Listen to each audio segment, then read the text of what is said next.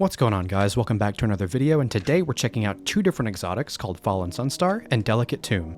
Haven't seen too many videos on this, so I thought I'd highlight it, seeing as the whole theme of this season seems to be around Arc 3.0. For our mods, it's another basic setup, 3 Font of Mites, Elemental Time Dilation, Melee Wellmaker, then 2 artifact mods, which I don't do often in these videos, Amped Up, Stay Amplified Longer, and Surge Detonators, which allows you to stun Overload champions with your arc grenades.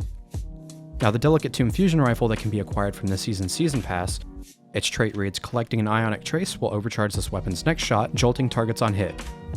Its exotic intrinsic trait also reads, fires a wide horizontal spread when shot from the hip. The final blows with this weapon have a chance to generate ionic traces. Powerful foes and opposing guardians always generate an ionic trace. Now for Fallen Sunstar, its armor perk states, ionic traces you create move faster and grant you additional ability energy. Nearby allies also gain ability energy when you collect an ionic trace. Mind you, this is a huge chunk of ability energy. There's a reason why I made the thumbnail the way I did. It's literally the pretty redhead sister to Crown of Tempest, and I'll show you why in the upcoming gameplay.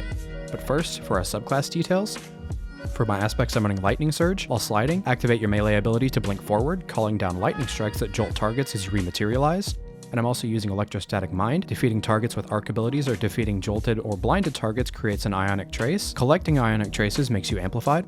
For my utility, I'm using Pulse Grenade, Ball Lightning, Burst Glide, Healing Rift, and Chaos Reach. It's terrible, but it's fun to use. As for my fragments, I'm using Spark of Shock. Your arc grenades jolt targets. Spark of Discharge. Arc weapon final blows have a chance to create an ionic trace. Spark of Beacons. While you are amplified, your arc special weapon final blows create a blinding explosion. And finally, Spark of Ions. Defeating a jolted target creates an ionic trace. All but one of these fragments directly synergize with both of our exotics, making this build very powerful in its own right. Now onto the comparison of Crown of Tempest and Fallen Sunstar. Both of these exotic armor pieces do require you to get kills to recharge your abilities, except Fallen Sunstar relies on the ionic traces spawned from those kills instead of regenerating immediately, which seems like a negative trade-off to running Crown instead, but the ability gains say otherwise.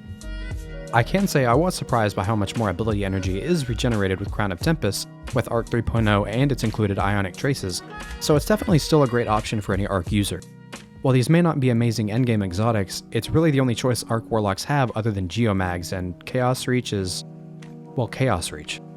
As you can see, the energy gains from Fallen Sunstar are noticeably higher than that of Crown. You can say the benefit of Crown is the stackable regeneration period it grants, but I still think the flat energy gain from Sunstar is more beneficial here, as its energy gain is not only greater, it also allows you to acquire the larger energy chunks over a shorter period of time due to the faster ionic traces, whereas Crown requires you to wait for the recharge to do its work. I was a Crown main long before this exotic was even thought of, so it kind of hurts me to say that Fallen Sunstar is just the better Arc exotic. The only reason I would ever use Crown of Tempest after this is for the extended Storm Trance. It's the only thing it has going for it right now, unfortunately, and Delicate Tomb just adds insult to injury, being able to spawn even more ionic traces on its own accord, making an already roided out exotic even more powerful. Anyways, I hope you guys found this video informative. A huge thanks to all of you who have subscribed. If you haven't already, hit that like button, subscribe maybe, and I'll see you in the next video.